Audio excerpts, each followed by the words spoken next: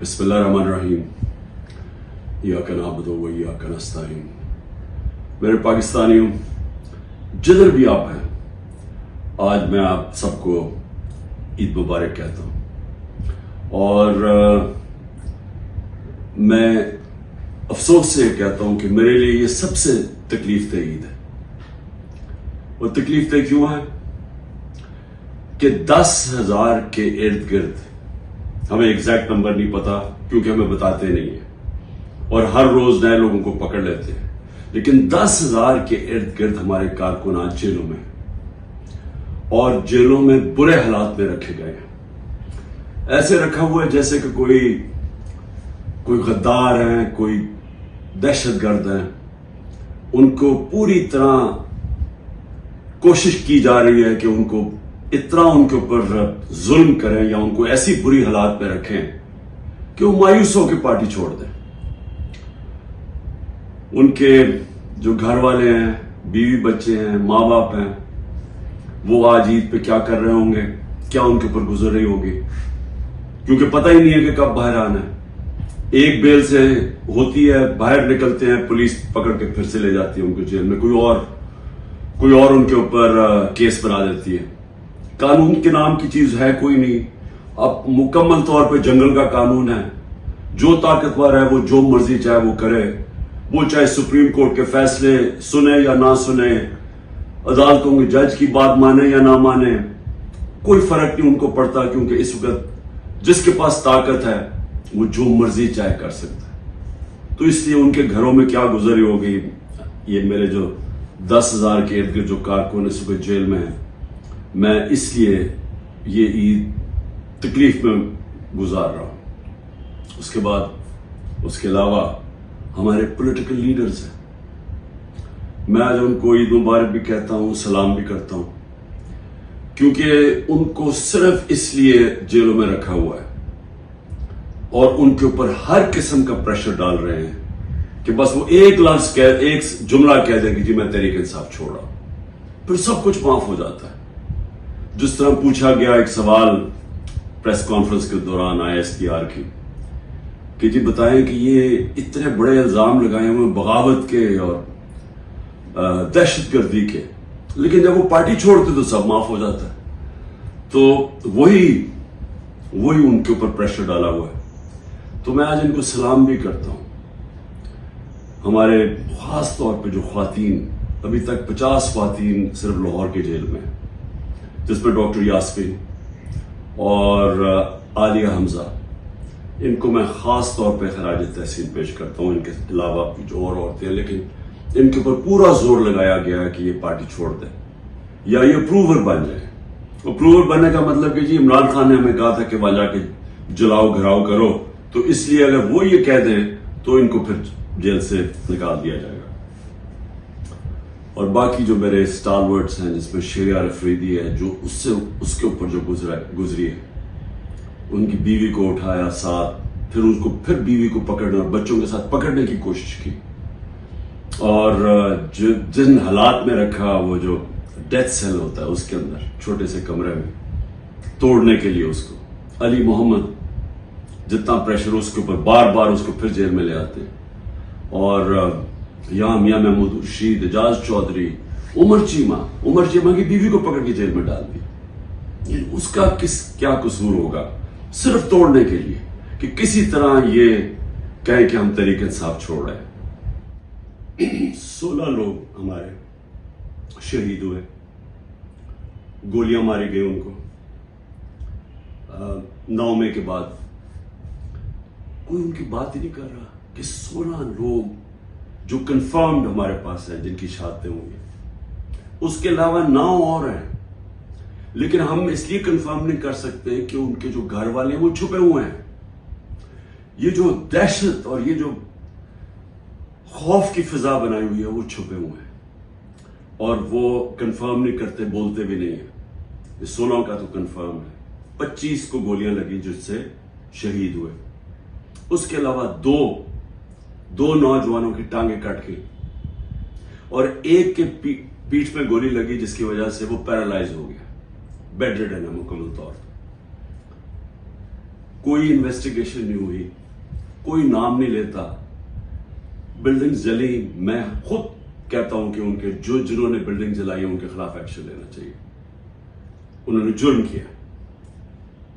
لیکن کوئی بات کرے گا کہ کون سے ملک کے اندر آپ 25 لوگوں کو گولیاں مار دیں, 50 اور کو گولیاں لگیں, 50 کو اور گولیاں لگیں, لیکن آپ 25 لوگوں کو قتل کر دیں اور ایک کے پاس فائر آرم نہ ہو. چلے یا تو ہونا کہ کسی پولیس والوں کو گولیاں لگی, کسی کو گولی نہیں لگی, کیونکہ جب بغاوت ہوتی ہے تو وہ ہاتھوں سے نہیں بغاوت ہوتی. بغاوت جب ہوتی ہے تو وہ ہتھیار ہوتے ہیں آپ کے پاس. یہ کیسی بغاوت ہے کہ کسی کے پاس ہتھیار ہی نہیں تھے؟ کبھی کوئی فوج کے خلاف بغاوت کر سکتا ہے ہاتھوں کے ساتھ؟ ان کے پاس بندوقیں ہیں. ہماری ماشاءاللہ دنیا کی تکڑی ترین فوج ہے. تو اس کیا ہم نے بغاوت کرنی تھی؟ یہ ان لوگوں کو نہاتے لوگوں نے جا کے فوج پہ چڑھائی کر دینی تھی. پرامن احتجاج کرنا جو ہمارا حق ہے. آئین کوئی پاکستان کا ایسا علاقہ نہیں جدھر ہمیں اجازت نہیں ہے پرامن احتجاج کرنے کی. برطانیہ کے اندر جو سب سے ان کی مقدس جگہ ہے وہ ان کا پرائم منسٹر کا ہاؤس ہے, 10 ڈاؤننگ اسٹریٹ. ہر دوسرے دن وہاں احتجاج ہو رہا ہوتا ہے پرامن. یہ تو جمہوریت کے اندر ہوتا ہے. تو یہاں تو ایسے بنا دیا کہ پرامن احتجاج بھی جو بھی وہ مل گیا کہ کنٹونمنٹ کے اندر وہ سارے دہشت گرد ہیں, بغاوت کر رہے تھے. لیکن کسی نے ابھی تک نہیں, 40 دن ہو گئے ہیں, یہ نہیں پوچھا کہ یہ بھی پاکستانی تھے. جو 25 لوگ ہیں جن کی 16 کی کنفرمڈ شہادتیں ہیں, کوئی پوچھا نہیں. جو بےچارے 2 لوگوں کی زندگیاں ضائع ہو گئی, ان کی ٹانگیں چلی گئی, ایک جو پیرالائز ہو گیا, بستر میں ہو گیا, کسی نے نہیں پوچھا کہ ان کا قصور کیا تھا. اگر یہ پرامن احتجاج کر رہے تھے تو کیسے گولیاں ماری ان کو؟ کیا کسی کے پاس کوئی ہتھیار تھے؟ کسی کے پاس ہتھیار نہیں تھے. اور یہ المیہ ہے ہمارا کہ طاقتور جو فیصلہ کرتا ہے وہی ہوتا ہے. طاقتور نے فیصلہ کیا کہ جناب یہ بغاوت انہوں نے کیا ہے, ان کو مارو. کسی نے نہیں پوچھا کہ ایک مہذب معاشرے میں کیا دوسرے کو بھی وقت ملتا ہے اپنی صفائی پیش کرنے کا؟ پھر صحافیوں سے جو ہو رہا ہے, عمران ریاض غائب ہے, ابھی تک کوئی پتہ نہیں کدھر ہے. 40 دن ہو گئے, ان کے گھر میں بچے ہیں, بیوی ہے. وہ کیا اس کا کیا جرم تھا؟ کیا اس نے بھی بغاوت کی تھی؟ کیا وہ اپنا موقف ہی پیش کر رہا تھا نا؟ تو کون سی جمہوریت میں اس کی اجازت نہیں ہے؟ 4 بڑے بڑے صحافی ملک چھوڑ کے باہر چلے گئے. ایک نے بھی اعلان کیا ہے, پرانا 50 سال پرانا صحافت کرتا ہے کہ جی میں اب سیاست پہ بات ہی نہیں کروں گا. تو یہ کیوں اتنا خوف ہے؟ کیوں اتنا خوف ہے کہ دوسرا موقف نہ پیش ہو جائے؟ کیوں میڈیا کے اوپر پورا کنٹرول کر لیا ہے کہ سارے میڈیا کا منہ بند کر دیا جائے اور صرف جو سرکاری ورژن ہے وہ صرف میڈیا پہ آئے؟ کیوں ڈر ہے؟ اگر آپ سچ اور حق پہ کھڑے ہیں تو بولیں تو دوسروں کو, آپ ثابت کریں. کیوں صرف یہ کہ عمران خان نے اب الیکشن نہیں لڑنا, اس کو نہیں آنے دینا ہم نے پاور. پھر یہ جو ہوا ہے 9 مئی کو, اب یہ 9 مئی کی میں پھر سے کہتا رہتا ہوں انویسٹیگیشن تو ہو. میں یہ کہتا ہوں کہ چلے ملٹری کورٹس کر دیں, چلے عمران خان کو آپ یہ ان عدالتوں میں نہیں, ملٹری کورٹس میں گئے, لیکن اس ملٹری کورٹ کے اندر مجھے موقع ملے, ٹیلی وائز ہو, سب کو پتا چلے, مجھے اپنا موقف پیش کرنے کا وقت دیا جائے. آپ اپنا موقف دیں, میں اپنا موقف دیتا.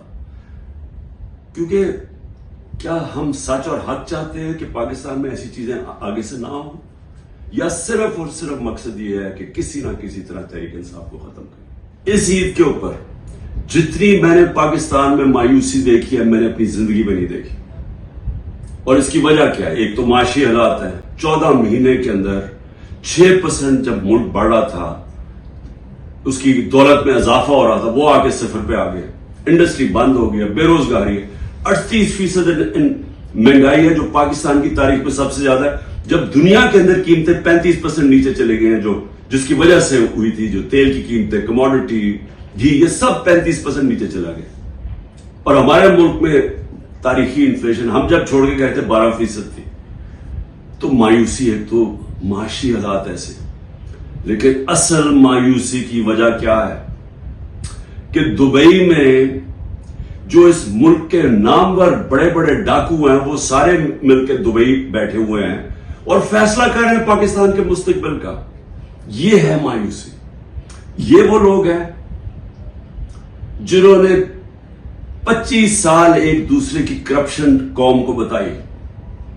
یہ 90 کی دہائی میں 2 دفعہ کرپشن میں گورنمنٹس گئی اور اسٹیبلشمنٹ نے ان کو گروایا کیونکہ ان کی کرپشن کر رہے تھے. ان کی کرپشن کے چرچے پہلی دفعہ ہے، سارے مال پتا چلا. پھر یہ ہدیبہ پیپر مل کے اندر آیا کہ شریف خاندان کیسا پیسے ملک سے باہر نکال رہے تھے، دونوں ملک سے پیسہ چوری کر کے باہر لگا رہے تھے. یہ الزام تھے ان پہ. ان کو ہٹایا، جنرل مشرف آئے، انہوں نے ان کی کرپشن بتائی دنیا کو کہ انہوں نے کیسے ملک کو لوٹا اور پھر این آر او دے دیا. 10 سال پھر لوٹا انہوں نے. اب وہ لوگ آج بیٹھ کے جو مجھے لوگوں نے ووٹ دی تھی ان سے تنگ آ کے وہ آج ملک کے مستقبل کا فیصلہ کر رہے ہیں. یہ ہے مایوسی. یہی ملک کی اسٹیبلشمنٹ نے ان کی چوریاں بتائی ہیں. انہوں نے ہمیں ہمارے جیسے لوگوں کو بتایا کہ کون سے یہ جب فلانے ملک میں گئے تو وہاں کون سا زرداری نے کانٹریکٹ کیا. یہ وہ لوگ ہیں جنہوں نے پاکستانی فوج کو بدنام کیا میمو گیٹ میں اور ڈان لیکس میں. یہ وہ لوگ ہیں جن کی اربوں ڈالر باہر پڑے ہوئے ہیں. یہ وہ لوگ ہیں جن کے باہر کے اخباروں کے اندر ان کے چرچے ہیں کرپشن کے، کتابوں کے اندر ان کا بتایا ہوا کہ یہ کیسے دونوں چوری کرتے تھے. یہ آج سارے مل کے بیٹھ کے ملک کی مستقبل کا فیصلہ کر رہے ہیں. یہ ہے مایوسی آج پاکستان میں. اس لیے لوگ چھوڑ کے جا رہے ہیں. 9 لاکھ آپ کے پروفیشنل جب ملک سے نکل جاتے ہیں، یہ ڈالر سے بھی زیادہ نقصان ہے. جو ڈالر ملک سے باہر جا رہا ہے وہ زیادہ نقصان ہے. پوچھیں جب آپ کے ملک کے اندر کوالٹی کے لوگ نہیں رہتے کدھر سے آپ ملک چلائیں گے؟ جو اگر شوکت خانم بنا پاکستان میں تو کدھر سے آئے تھے؟ سارے پاکستانی باہر کوالیفائڈ لوگ جنہوں نے آ کے شوکت خانم میں کام کیا تھا. 10% چھوڑ کے چلے گئے. اور جب ان کو ریپلیس کیسے کریں گے؟ اگر یہی سعودی عربیہ میں یا دبئی میں بنتا ہے ایک کینسر ہاسپٹل تو وہ باہر سے لوگوں کو فورنرز کو لے کے آتے ہیں کیونکہ ان کے ملک میں ایکسپرٹیز نہیں ہے.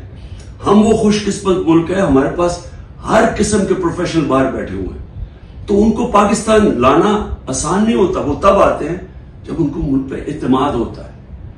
تو جو آج حالات ہیں، یہ اگر 10% شوکت خانم کے کنسلٹنٹ چھوڑ کے جا رہے ہیں، یہ ہر جگہ پروفیشنلز جو 9 لاکھ لوگ جا رہے ہیں، یہ اندازہ نہیں کتنا بڑا نقصان ہوا ہے پاکستان کو اور ہوتا جا رہا ہے. اتنی کوشش کی ہے عمران خان کو اور پی ٹی آئی کو ذلیل کرنے کی. ذرا کرے نا آج الیکشن.